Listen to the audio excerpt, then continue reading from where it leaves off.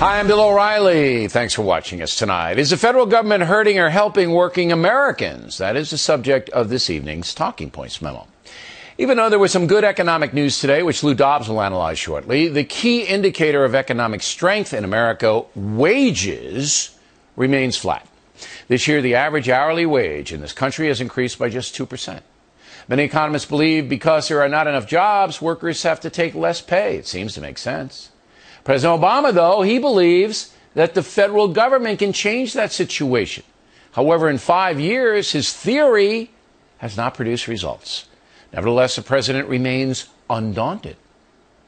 We need to set aside the belief that government cannot do anything about reducing inequality.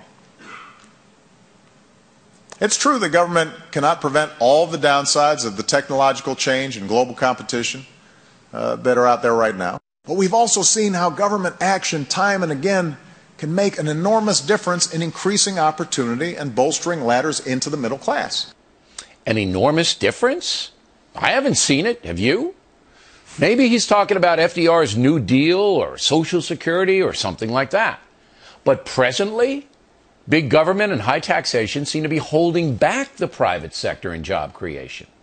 And the left seems to want it that way. Yesterday, the New York Times editorialized, quote, "The emphasis on cutting taxes and spending that began in the Reagan years is a direct result of economic insecurity now. It has led, for example, to education cuts that have harmed children in low-income school districts. Reversing those decisions can still have an enormous impact," unquote. But under President Obama, America is spending more money on education than any other nation in the world. Also, taxes have been going up, and we have record debt. But the left wants more spending and even higher taxes. Simply put, the big government spending machine has not helped the economy very much. But again, liberal theory trumps results. And the idea that so many children are born into poverty in the wealthiest nation on earth is heartbreaking enough. But the idea that a child may never be able to escape that poverty because she lacks a decent education or health care, or a community that views her future as their own, that should offend all of us. Well, it certainly offends me. If children are not getting a good education or do not have proper health care, I'm offended. But you cannot bankrupt the entire nation on some ideological quest for income equality. In a capitalistic system, that's impossible. A Wall Street Journal editorial yesterday was blunt, quote, "Mr. Obama returned to his favorite theme of rising income inequality. He ought to know, since few presidents have done more to increase inequality than he has. Median household income has fallen since the economic recovery began, while the rich who own capital assets have done very well." Now, two things. First, the reason there is such a wide gap between the rich and the poor in America is technology. We're living in a time where people who have tech skills will make money, and people who have few skills will struggle. And the president's nanny state mentality is not going to change that.